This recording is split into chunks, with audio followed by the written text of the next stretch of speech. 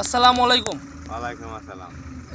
এটা তো কিশোরগঞ্জ না? হ্যাঁ কিশোরগঞ্জ। এটা কোন থানা পড়ছে? কটিয়াদি থানা। আপনার নাম? মহার আলী। মহার আলী ভাই। হুম। জি, আপনি কতদিন যাবতে এখানে কাজ করেন? এখানে কাজ করি এই 10 দিন।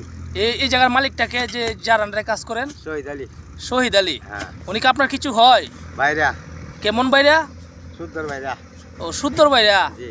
মানে আপনার যে বড় বাইরা না ছোট বাইরা? ছোট ছোট। ও আচ্ছা, দিয়ে তার যে গাড়িগুলো চলতেছে মানে তার না? হ্যাঁ জি। তার কয়টা গাড়ি আছে ট্রাক্টর?